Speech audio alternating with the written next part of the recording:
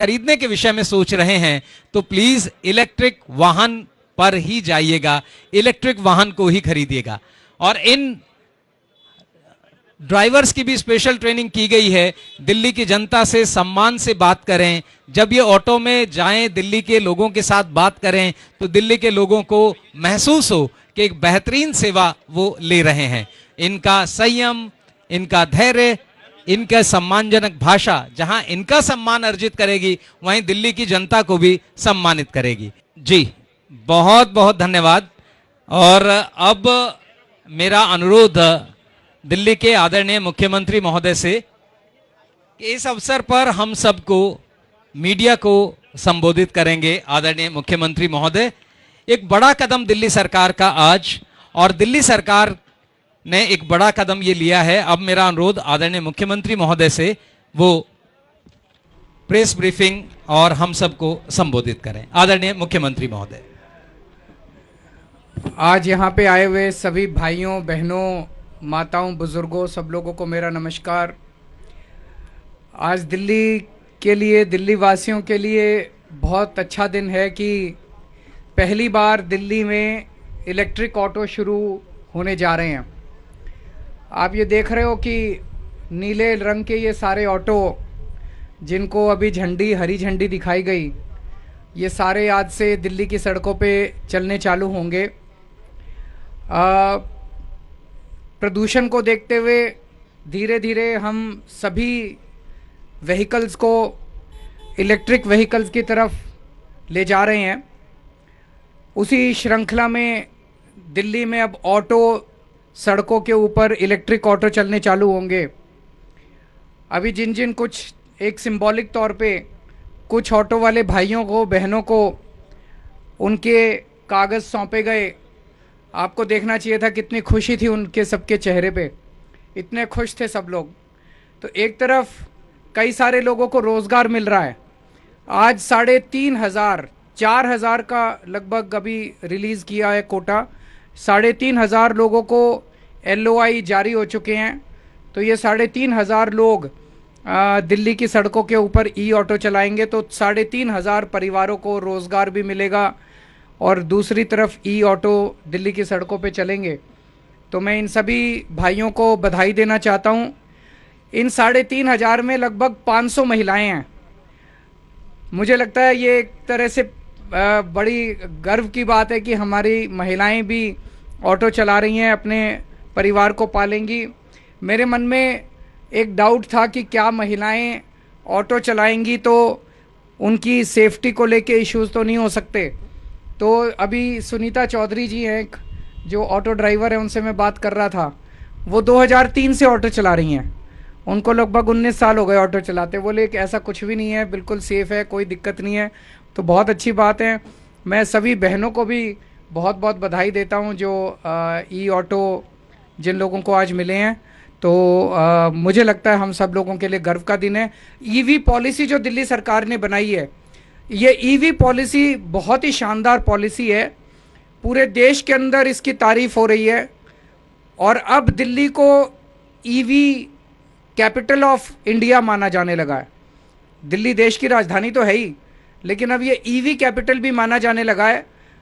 और हमें ये लगता था कि लोगों को थोड़ा टाइम लगेगा। हम कहेंगे भाई लोगों को, भाई अगर नई गाड़ी खरीदनी है, नया कुछ खरीदना है तो इलेक्ट्रिक व्हीकल खरीदो। लेकिन जितनी तेज़ी से लोगों ने दिल्ली के अंदर इलेक्ट्रिक व्हीकल खरीदने चालू किए, उससे हमें भी आश्चर्य होने लगा है।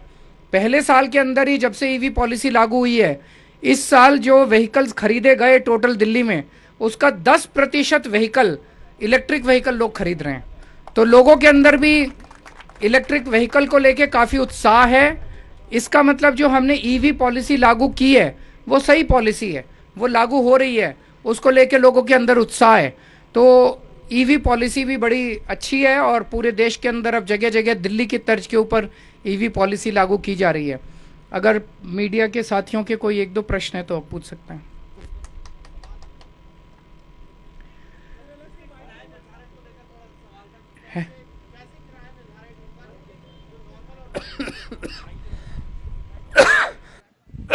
इनका किराया कैसे निर्धारित होगा?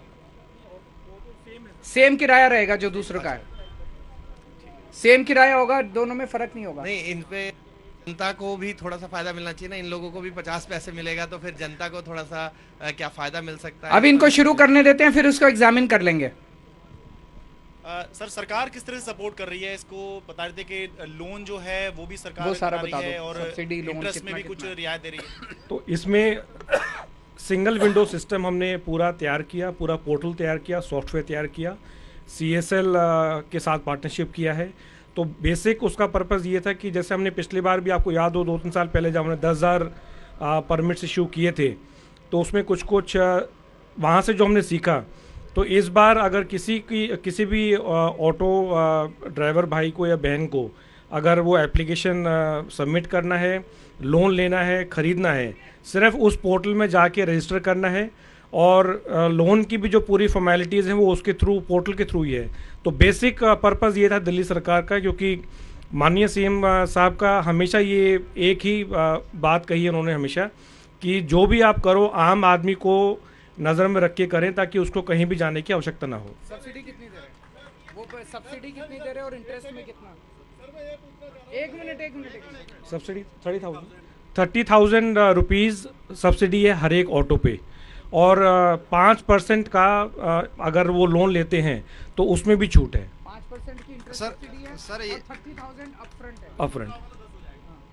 सर, क्या इनके लिए अलग से कोई चार्जिंग पॉइंट बनाए गए हैं या फिर कहीं पर भी चार्ज कर सकते हैं? पूरी दिल्ली में अगर आप इलेक्ट्रिक व्हीकल पॉलिसी का भी देखें तो हमारा गोल है कि 3 किलोमीटर के रेडियस में एक चार्जिंग पॉइंट ज़रूर मिले। इसमें हमने डिस्कॉम्स के साथ भी पार्टनरशिप किया है। सबसे सस्ता आज के दिन अगर चार्जिंग पॉइंट आप अगर इंस्टॉल कर सकते हैं तो वो दिल्ली है। मात्र 2,000 रुपये दे के आप वो चार्जिंग पॉइंट चार्जर लगा सकते हैं। 6,000 रुपये की सब्सिडी पहले 30,000 रिक्वेस्ट पे वो दिल्ली सरकार दे रही है। तो उसके हिसाब से अगर पूरे देश में सबसे सस्ता आज के दिन अगर चार्जर आप लगा सकते हैं, इंस्टॉल कर सकते हैं, तो वो दिल्ली है। अपने आप घर में भी चार्जिंग इसकी कर सकते हैं। इसके साथ साथ जितने भी DMRC के स्टेशंस हैं उनसे भी लगातार हमारी बात चल रही है, वहाँ पर भी हम इनको चार्ज करने की फैसिलिटी प्रोवाइड करेंगे।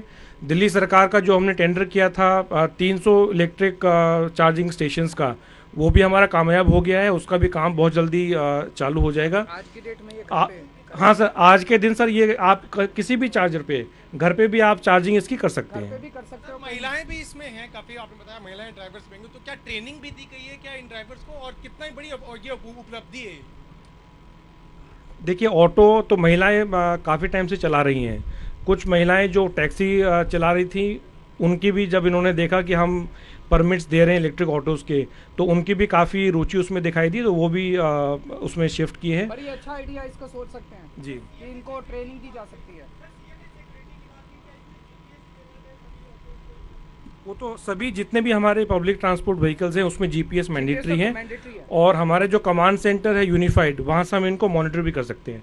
आपने जो ये कहा अभी, मैं ये भी सर बताना चाहूँगा कि महिलाओं को सर बढ़ावा देने के लिए, ताकि वो उनको रोज़गार मिले सर, उसमें हमने कमर्शियल व्हीकल चलाने के लिए जो महिलाओं को मोटर व्हीकल लाइसेंस लेना पड़ता था, उसकी जो फ़ीस है लगभग 15,000 रुपये की फ़ीस, जहाँ से भी अगर वो ट्रेनिंग लेती हैं वो भी हमने माफ़ कर दिया, और उसकी वो फ़ीस जो है वो दिल्ली सरकार आगे से दिया करेगी।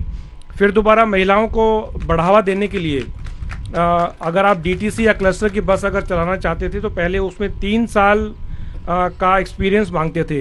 वो 3 साल का एक्सपीरियंस भी हमने हटा दिया है। अब सिर्फ 1 महीने का, जिस भी महिला के पास अगर हैवी लाइसेंस है, वो 1 महीने की ट्रेनिंग करके, दिल्ली सरकार की जो ट्रेनिंग इंस्टीट्यूट है उसमें ट्रेनिंग करके, वो 3 साल उसको वेट करने की ज़रूरत नहीं है। हाइट की जो रिस्ट्रिक्शन थी उसको भी हमने कम कर दिया है। तो हम चाहते हैं कि ज़्यादा से ज़्यादा महिलाएं दिल्ली की सड़कों पे वाहन चलाएं। चौधरी हैं ये, एक बार स्टेज पे आ जाओ।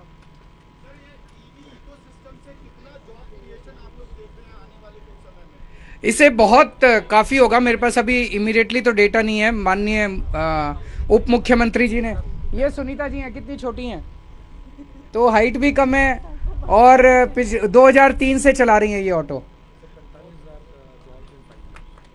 45,000 jobs in 5 years out of only electric vehicle policy. Sir एक मेरे सवाल को लगता है इससे ज़्यादा ही होगा, बिकॉज एंसिलरी इतने बैटरी के और इसके इतने सारी दुकानें खुलेंगी।